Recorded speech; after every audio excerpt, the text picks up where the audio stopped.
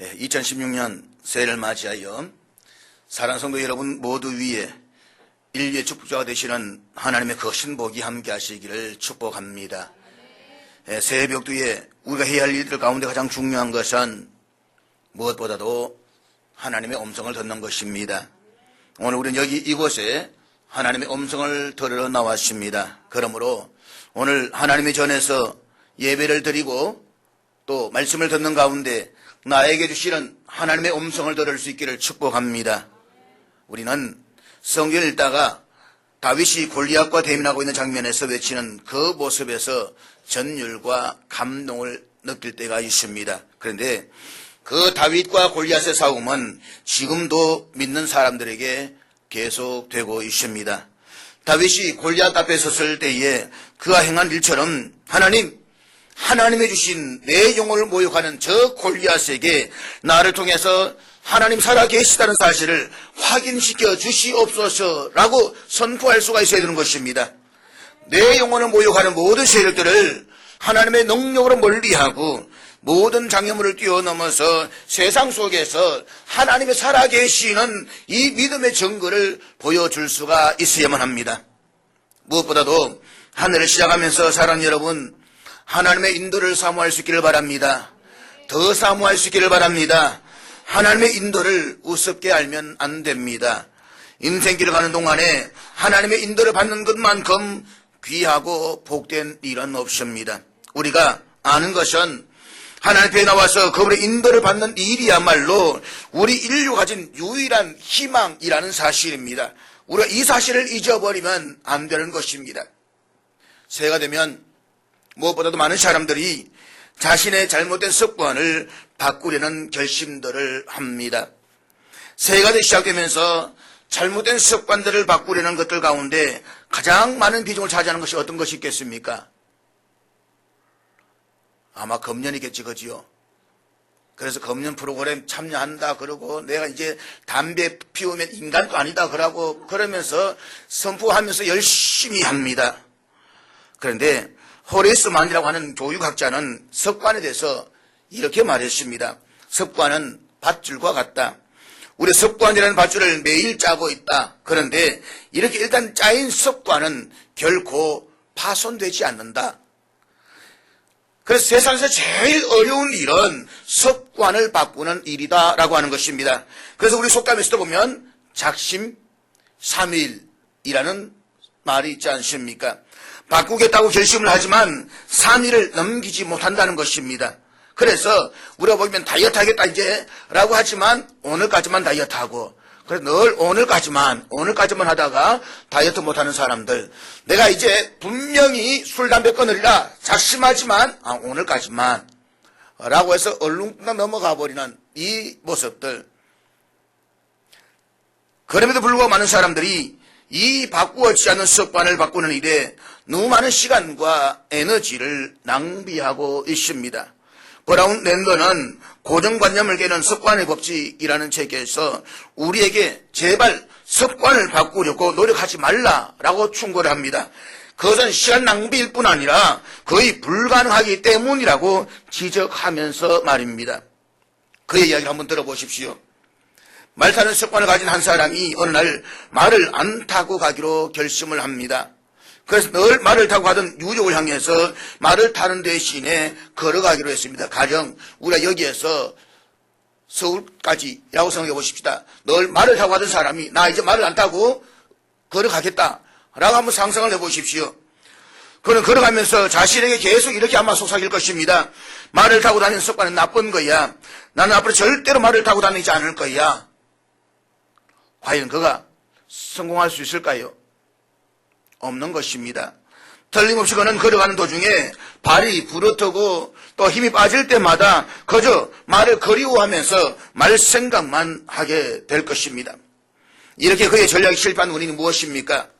그것은 말보다 속도도 느리고 덜 효율적인 수단을 선택했기 때문인 것입니다. 그렇지만 그가 만약에 차를 운전하고 다니는 습관을 익히게 된다면 어떻게 되겠습니까? 그래도 말 생각이 날까요? 제가 지금 무슨 말을 하고 있는 것입니까? 우리 행동을 바꾸는 것은 단순히 나쁜 습관을 버리는 결심만으로는 불가능하다는 것입니다. 새로운 습관, 더 나은 습관, 거룩한 습관을 익혀야만 합니다. 그래야만 나쁜 습관은 잊혀지고 멀리하게 되는 것입니다. 기억하십시오.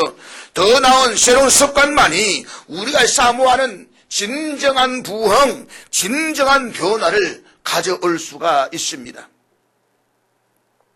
그렇다면 그리스도인인 우리들에게 더 나은 습관, 거룩한 습관이란 어떤 것일까요? 그것은 바로 우리의 궁극적인 성장의 목표가 되어야 할 예수님께서 평생 보여주셨던 습관일 것입니다. 초대교회 성도들의 신앙의 목표는 세상에서 썩어질 것을 피해서 예수님의 신성한 성품에 참여하는 자가 되는 것이었습니다. 한마디로 말해서 예수님을 닮아가는 것이 초대교회 성도들의 신앙의 궁극적인 목표였습니다. 그리고 그것은 오늘 우리 모든 그리스도인들이 추구해야 할 신앙의 목표이기도 합니다. 예수님의 신성한 성품은 그분의 습관을 통해서 찾아볼 수가 있는 것입니다. 복음서를 읽어보면 예수님께서 우리들에게 보여주신 귀하고 아름다운 습관들이 많이 있습니다. 그리고 많은 습관들 가운데서 가장 중요한 습관은 전도하는 습관이었습니다. 전도의 습관, 그것은 궁극적으로 예수님께서 이 땅에 오셔야 했던 목적이기도 했습니다. 그렇다면 먼저 예수님은 그분의 생애에서 구체적 전도를 어떻게 생각하셨는지를 우리 한번 생각해 보려고 합니다. 첫째로 예수님은 전도를 사명으로 자각하셨습니다. 최근 비즈니스 세계에서는 성경적인 가치관의 영향을 받았던 스티븐 코비 박사나 아니면 피터 드러커 박사, 이런 사람들 같은 경영 컨설턴트의 영향으로 인해 가지고 사명 선언문을 작성하는 것이 일반화되었습니다. 그리고 이 사명 선언문은 단순히 비즈니스 세계를 넘어서 사회 모든 계층에서 하나의 보편적인 실천 사항이 되었습니다. 그런데 이미 오래전에 우리 예수님은 내가 온 것은, 혹은 인자가 온 것은 으로 시작되는 자신의 사명 선언문을 선포하셨습니다. 물론 예수님은 하나님의 아들이십니다. 그러나 사람의 아들로 육신을 입고 이 땅에 오신 이유를 설명하고 하실 때에 그때마다 예수님께서는 언제나 이 표현을 사용하셨습니다. 인자가 온 것은 잃어버린 자를 찾아 구원하려 합니다. 누가복음 19장에 보면 예수님과 삭개오의 만남에 관한 이야기가 나옵니다. 당시 삭개오는 세리장이요 부자였습니다. 그런데 당시 유대인들은 사람이면서도 사람 취급을 하지 않았던 세 부류가 있었는데 그 가운데 한 부류가 세리였습니다. 이거는 개보다도 더 취급하지 못했던 그런 종류의 사람이라고 이야기할 수가 있습니다. 당시 세리는 로마 제국의 세금 징수를 담당하면서 자국민인 유대인들에게 과도한 세금을 거두었습니다.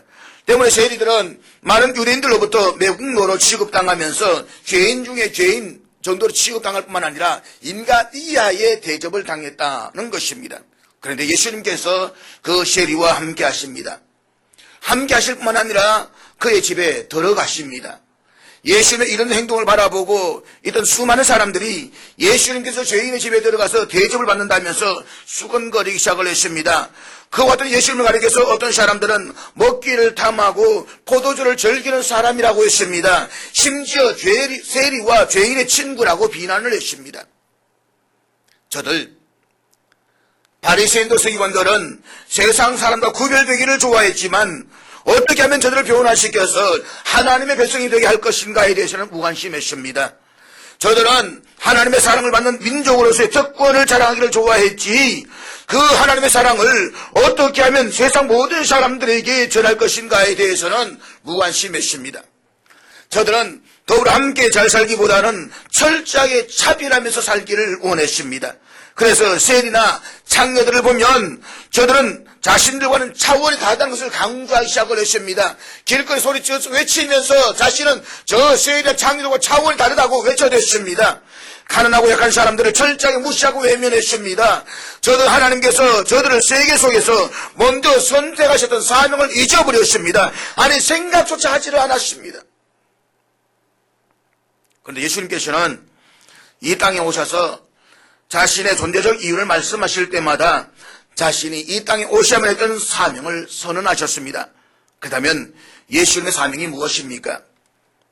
그 새해를 시작하면서 또다시 2016년이라고 하는 한 해의 삶의 자리를 만들어가야 하는 그리스도인 저와 여러분, 우리 모두의 사명이 무엇이어야 할까요? 그것은 잃어버린 자를 찾아 구원하는 것입니다. 예수님은 그것을 위해서 오셨고 또 그것을 위해서 사셨고 그것을 위해서 십자가에 돌아가셨습니다. 그 길만이 자신을 이 땅에 보내신 아버지의 뜻을 이루는 길이라고 믿었습니다. 그 길만이 인간을 구원하는 유일한 길이라고 믿었습니다. 더 나아가서 그 길만이 세상을 변화시키는 유일한 길임을 믿으셨습니다. 그랬기 때문에 제자를 향한 마지막 당부, 마지막 교훈마저도 너희는 가서 모든 민족으로 제자를 삼으라 라고 말씀을 하셨던 것입니다. 사랑하는 여러분, 하나님께서는 세상 만민들 가운데서 우리를 부르셨습니다. 하나님께서 나를 부르셨다라는 이것을 신학적인 용어로 우리 소명, 콜링이라고 이야기를 합니다. 많은 그리스도인들은 하나님께서 나를 부르셨다라는 이 소명의식이 분명합니다. 사랑하는 여러분, 하나님 나를 이곳에 부르셨음을 믿으십니까? 하나님 세상 모든 사람들 가운데 나를 불러서 오신 것을 확실히 믿으십니까? 우리는 이 소명의식은 분명합니다. 그러나 하나님께서는 동시에 사명, 미션이라는 것을 주셨다는 사실을 우리는 기억해야 되는 것입니다. 하나님께서 나를 부르실 때에 나에게 맡기신 사명이 있습니다. 그것은 가서 모든 민족으로 제자를 삼는 것입니다. 그런데 우리를 주위에 보면 소명의식은 분명하지만 사명의식이 결여된 그리스도인들이 의외로 많이 있습니다. 기억하십시오. 하나님께서 우리를 세상 사람들 속에서 구별해서 부르셨을 때에는 거기에는 맡기고자 하는 사명도 있다는 사실을 잊지 마시길 바랍니다. 그러므로 새해를 시작하면서 우리는 하나님께서 나에게 맡겨주신 사명을 분명하게 깨달아야 됩니다. 그게 무엇입니까? 바로 영혼을 구원하는 일인 것입니다. 애플 컴퓨터 공동 창업자인 스티븐 잡스는 회사 초기에 성장이 제자리 걸음을 하자 보다 효율적인 마케팅 전략을 짜기 위해서 고민했습니다. 그러던 어느 날 당시 펩시콜라의 CEO였던 존 스컬리라고 하는 사람에 대한 이야기를 듣고 그를 자기 회사로 영입하기 위해서 찾아갔습니다. 스컬리는 38세에 펩시콜라 사장이 된 사람으로서 펩시 세대를 공략하고 광고 전략으로 코카콜라를 부동의 제1위 자리에서 출하시킨 장본인이었습니다. 스컬리는 당시에 충분한 명예와 재산을 누리고 있었기 때문에 이제 새삼스럽게 자리를 옮겨야 할 하등의 이유가 없었던 사람이었습니다. 스티븐 잡스가 아주 집요하게 설득하고 막대한 보수를 제시해도 끄떡도 하지 않습니다. 그러다가 어느덧 44세가 된 스컬리에게 스티븐 잡스는 마지막 승부수로 이런 도전적인 말을 던졌습니다. 당신은 설탕물에 팔면서 인생을 허비하시겠습니까? 아니면 세상을 바꾸는 일에 자신을 던지시겠습니까? 결국 이 말이 그를 움직였습니다. 자, 여러분, 저는 이제 동일한 도전장을 여러분에게 내던지려고 합니다. 당신의 남은 인생을 지금까지 살아온 그저 그러고 그런 방식으로 적당히 살다 가시겠습니까? 아니면 우리 인생의 주인이신 예수님의 명령과 모범을 쫓아서 지금 이 순간부터 세상을 바꾸는 전도사역에 헌신하시겠습니까? 예수천당, 불신지옥. 누구든지 예수를 믿으면 구원받고 천당에 갑니다. 그러나 누구든지 예수를 믿지 않으면 저주를 받아서 지옥에 갈 것입니다. 이 말은 불변의 진리인 것입니다. 그런데 오늘 소위 지식청에 해당하는 사람들은 이 말을 싫어합니다. 이 말을 듣기를 싫어합니다. 그 말을 하지 말라고 이야기합니다. 그래서 소위 종교다원주의를 주창합니다. 꼭 예수만 아니어도 구원을 받을 수 있다는 것입니다. 그래서 다른 종교를 믿어도 천당에 갈 수 있다고 주장합니다. 그러나 기억하십시오. 하나님의 말씀은 그것이 아닙니다. 그와 같은 외침은 사탄의 달콤한 유혹일 뿐인 것입니다. 예수님께서는 분명하게 말씀하셨습니다. 내가 곧 길이요 진리요 생명이니 나로 말미암지 않고는 아버지께 올 자가 없다. 그렇기 때문에 예수님의 제자들도 동일하게 서기관들과 유대 종교 지도자들에게 이렇게 분명한 선포를 했습니다. 다른 이로서는 구원을 얻을 수 없나니 천하 사람 중에 구원받을 만한 다른 이름을 우리에게 주신 일이 없다. 그러므로 예수 천당, 불신 지옥, 이 말은 영원히 변하지 않는 진리인 것입니다. 정말로 사랑하는 사람에게는 무엇을 주어도 가깝지 않습니다. 제가 어제 저녁에 잠시 자다가 TV를 봤는데 송혜 씨가 63년 만에 결혼식 올리는 장면을 보았습니다. 재방송이었죠. 재방송이었는데 그 텔레비 드라마 이름이 하여튼 보았습니다. 보았는데 63년 만에 결혼식을 어떠지 하다가 결혼식을 미뤄보는 바람에 결혼식을 못했는데 63년이라는 세월이 흘러져 왔습니다. 그러면서 고백을 하면서 절절을 했는데 아이고 그 자체가 얼마나 감동인지 얼마나 마음에 전율이 오는지 굉장한 감정이었습니다. 나중에는 무릎 꿇고 프로포즈를 하는데 프로포즈를 하다가 그리고는 이제 반지를 끼워주는데 어디 끼워주면 모르니까 이 부인 되시는 분이 여기 꼽아라고 여기 이라고 하시는데 얼마나 이쁘던지 다이아몬드를 꼽아주시더라고요. 사랑하는 여러분, 우리가 사랑하면 내가 주고 싶은 거 다 주고 싶잖아요. 사랑하는 사람 사이에는 가장 소중한 것을 주고 싶어 합니다. 그런데 사랑하는 사람에게 정말 가장 귀한 선물이 무엇일까요? 그것은 생명이신 예수 그리스도이신 것입니다. 사랑하는 사람에게 줄 수 있는 최고의 선물은 예수 그리스도의 복음입니다. 여러분 기억하십시오. 사랑하면 전도합니다. 내가 정말로 그를 너무너무 사랑한다면 전도하지 않을 수가 없는 것입니다. 사랑하는 여러분, 새해를 시작하면서 무엇보다도 먼저 전도를 우리 인생의 목적과 사명으로 자각해야만 합니다. 금년에는 예수님의 습관을 따라서 전도의 거룩한 습관을 만드는 것으로 첫걸음을 떼어보실 길을 축복합니다. 예수님 전도를 어떻게 생각하셨을까?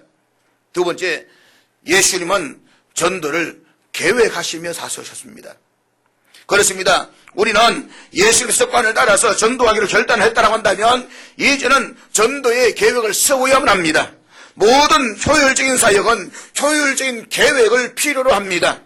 예수님 일상을 들여다보면 그분이 분명한 전도 계획을 갖고 날마다 살아가신 것을 우리가 알 수가 있습니다.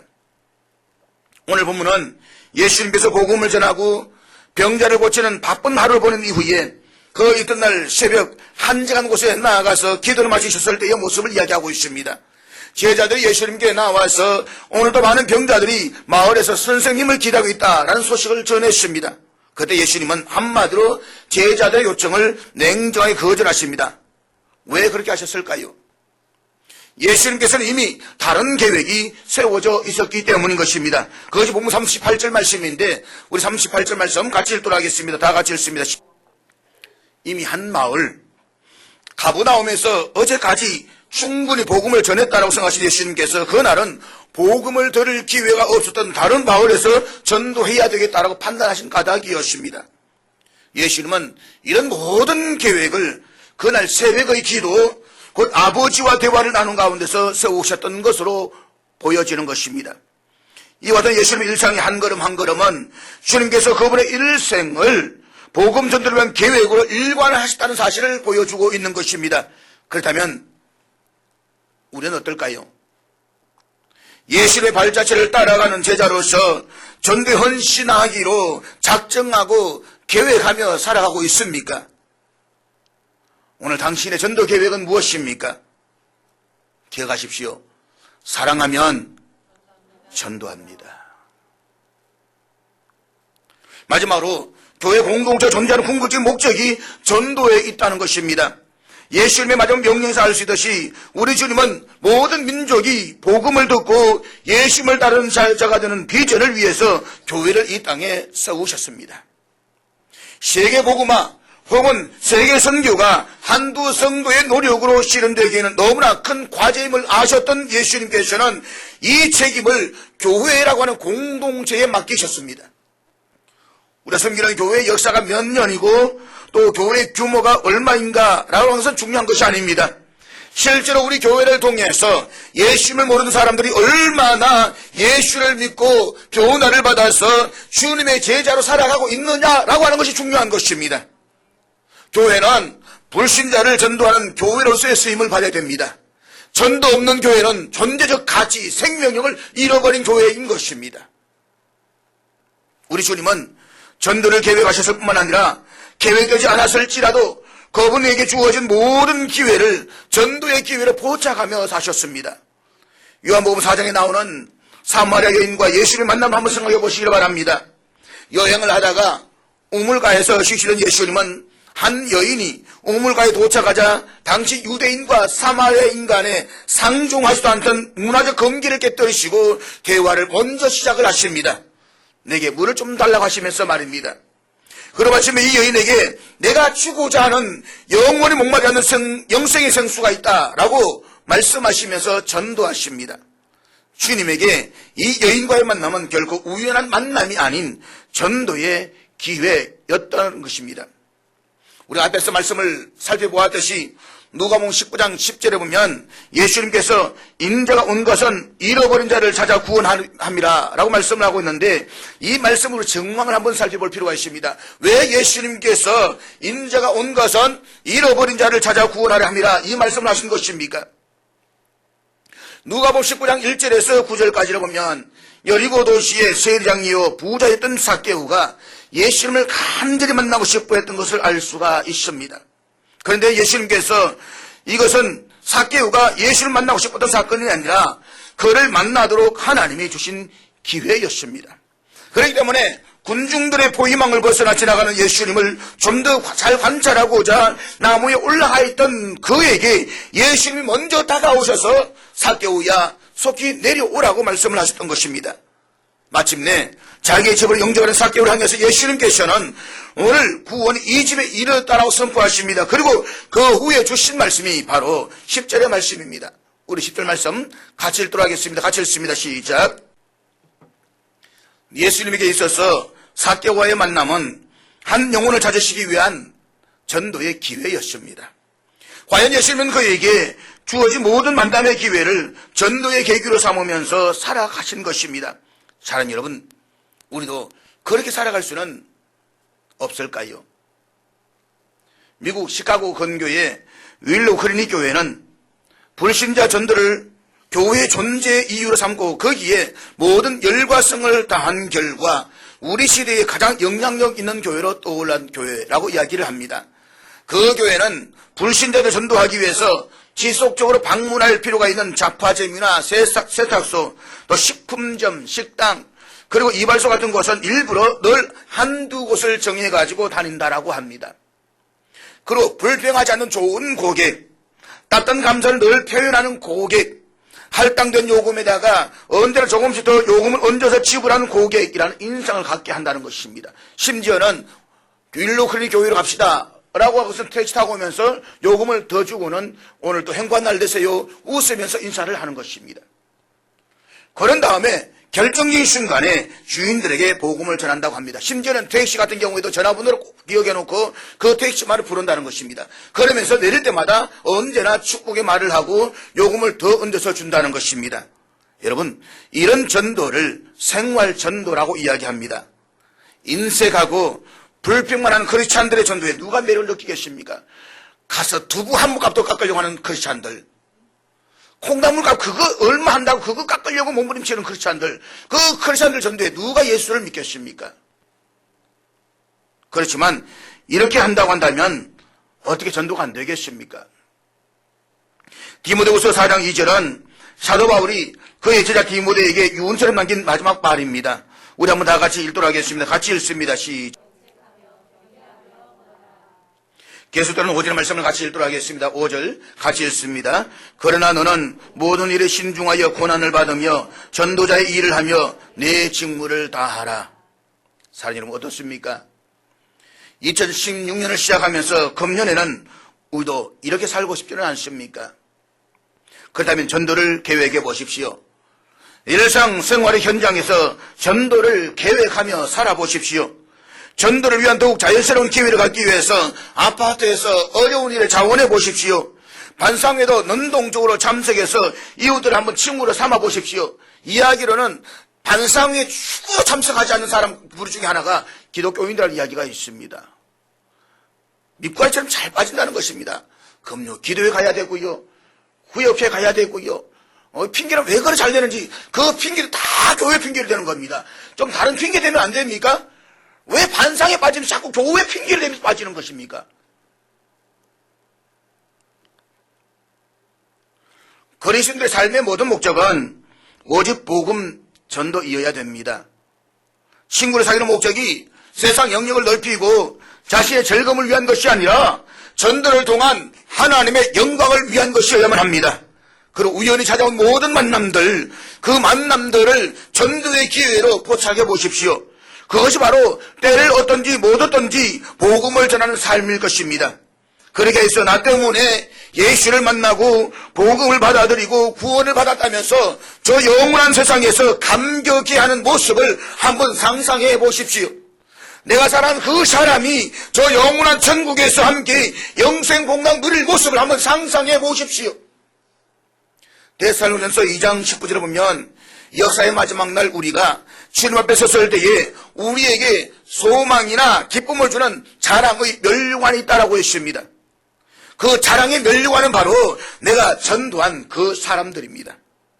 내가 전도했던 그 사람을 인해서 나는 주 앞에서 자랑의 면류관, 기쁨의 면류관을 서게 된다라고 하는 것입니다. 사랑하는 여러분, 우리 모두가 이런 의미 있는 일에 금년 한 해 도전해보지 않으시겠습니까? 서티번 잡스가 했던 말처럼 그저 그렇게 살다가 가시겠습니까? 아니면 한번 세상을 변화시키고 주의 몸된 교회를 세우는 일에 도전해 보시겠습니까? 전도를 할 때 조심해야 될 것은 성급한 열매를 기대하는 것입니다. 우리는 전도를 하면서 너무 조급해합니다.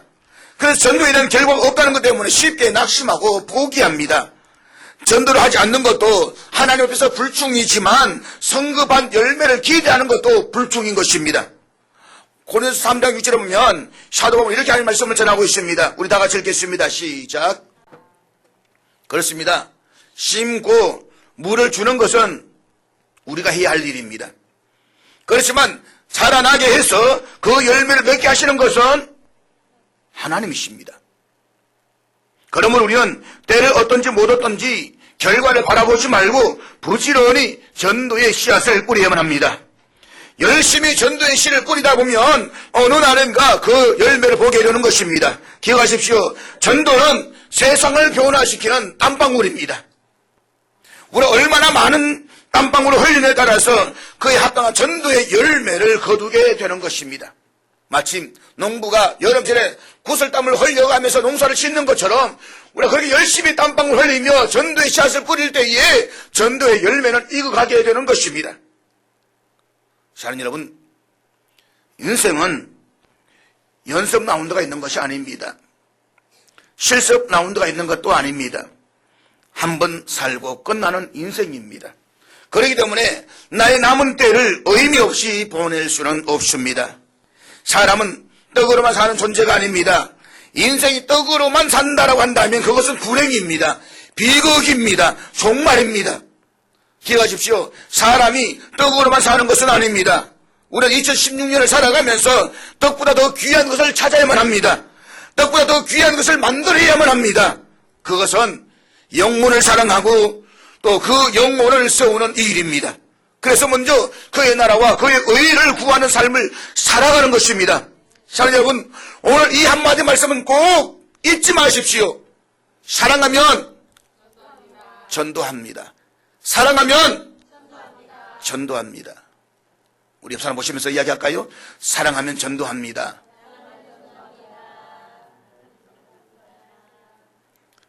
기도하시겠습니다.